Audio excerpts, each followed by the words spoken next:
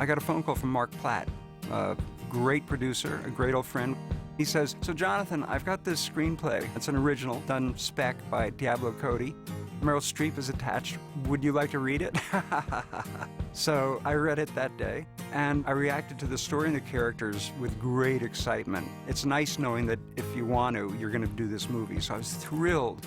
If there was ever a script for Jonathan Demme to direct, it was Ricki and the Flash.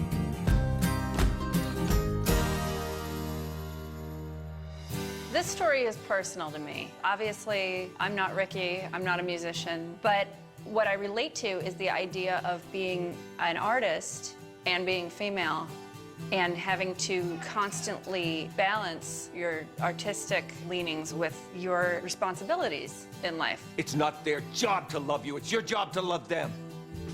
I have a lot of the same internal conflict that Ricki has. How do I be a good mother while still pursuing this thing that's important to me? Honestly, when I'm writing, I don't care if something is commercial or not. If I feel completely compelled to get that story out, it's coming out. And some of the stories become feature films and some of them don't, but they have to get out. I think there's a lot of modesty involved with this great genius of a writer and filmmaker. And it's hard for me to imagine she didn't know what she had on the page. It's that rarity of rarities. It's a wildly original, hugely entertaining picture. And it's all human beings, it's all emotions, a lot of humor. I would get a bottle of champagne for the whole table. No, that's... I just filed for bankruptcy. So. The idea of failure is really interesting. Having big dreams, and people don't usually make movies about big dreams that don't really work out. And this is all about the aftermath of a big dream and big aspirations of youth and everything. And I thought that was pretty interesting. Remember, gratitude. Oh. Hi. Hi. What would be the reasons for her leaving home? What precipitated that move? What were the fights that accompanied that move? What were the ensuing years filled with in that separation from her family? But all of that is sort of left to be written by the audience. And so I had to make up my own scenario, and I have it intact, and it's inviolable. Hey, you guys are fighting. It's like the 80s all over again. It's really left open, so you make that up yourself as you watch the movie, and I think that that's something that's interesting about it. It's not all laid out and explained.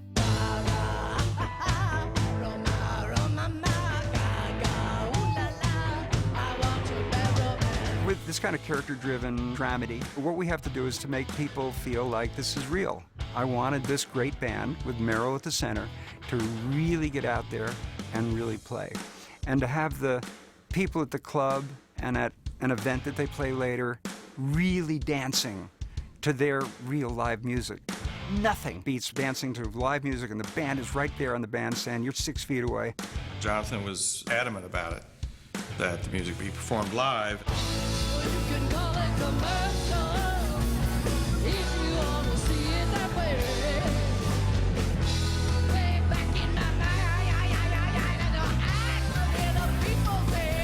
Everything that you see in here is the real deal. Meryl is singing, she's playing guitar, Rick is playing guitar, they're a band. And it's, without question, the coolest aspect of this movie. Well, I don't play the guitar, so I had to learn rhythm guitar, which was really fun. It was not a surprise that Meryl would undergo that challenge to learn guitar and to perform it live on screen. Any rock and roll film I've seen, unless it's a documentary where they're really playing live, it doesn't ring true. You can tell they're lip syncing.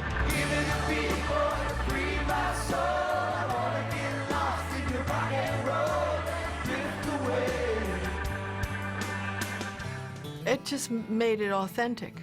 And so however good it was good. And however half-assed it was, that's the reason she didn't make it. I had an excuse on every end. But I think the band sounds pretty great. And it did add a presence and a verisimilitude. Do I have to answer that question? How believable is Meryl as a rock singer?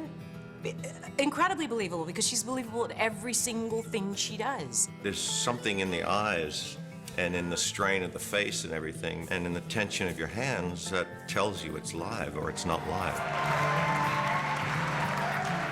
She's up there with this great group of rockers and, you know, dreamy Rick Springfield, and she absolutely belongs there.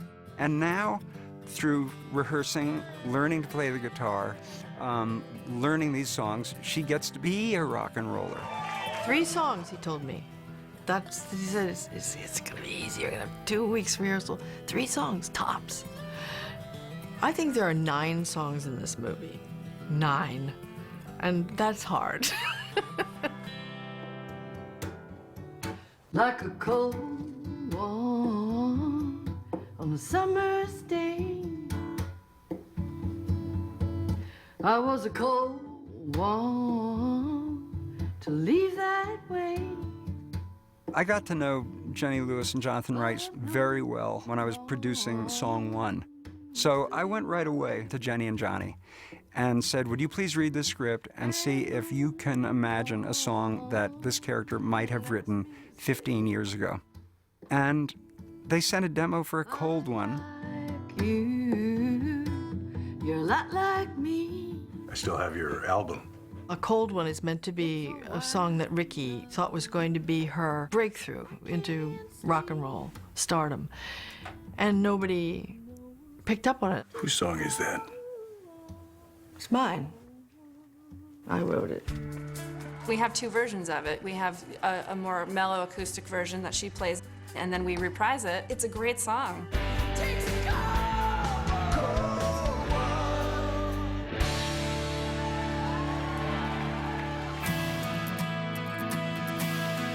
She has a whole different look you've never seen before in both hair and makeup, and appropriate to this rock and roll singer playing dive bars in the San Fernando Valley. I always love to let the actors lead the charge and to team up with the costumers and the makeup and hair people. I think that process is made a lot easier when you have the legendary and genius Ann Roth at your side to develop those looks and those images and that feel of a character. This is the first movie in a really, really, really long time that I haven't had my longtime collaborator, Roy Helland, who does hair and makeup for me. Roy had given me some fake hair, and when you buy fake hair, it comes in 3 braids, you know, and then I was going to use it to make a wild, you unravel it and then you add it to your hair. It's like extension kind of thing. But I just sort of fell in love with this look of pulling it and letting the braids go down and sort of, it was weird. Oh, that's not a problem. She holds on to that identity really, really strongly and fiercely. That was how she looked in 1980, and it hasn't changed, except it is aged. That was just some fun banter. It's the magic of movies. It's a big puzzle. It's about putting the pieces together. We were going to shoot a real location. I remembered the rodeo bar on the Lower East Side. It was calling me. I got there and found out the very first night they were closing, and it became Stuart Wurtzel's inspiration for what he would do in creating the Saltwell, our movie bar. There was our sense of giving the club a history, so it wasn't just any old strip mall box that had a lot of stuff put into it. It really came from somewhere, and it sort of grounded Ricki and the band. The idea that this club had a life of its own earlier and is now sort of left over in a way that Ricki's career is a little bit of not quite having reached the apex that she had hoped for. It was a joyful location in the sense that everybody loved hanging out there. I mean, we were on a soundstage, and if people could sit in the club and sit in the booze and around the bar, they couldn't be happier. Julie hates you. That may be, and I have to live with that every day of my life, but now you have to live with the pain you caused. Diablo Cody's screenplay was irresistible. You couldn't read that and not want to be a part of it. I mean, movies that cause you to laugh and cry and rock out are few and far between. It's life.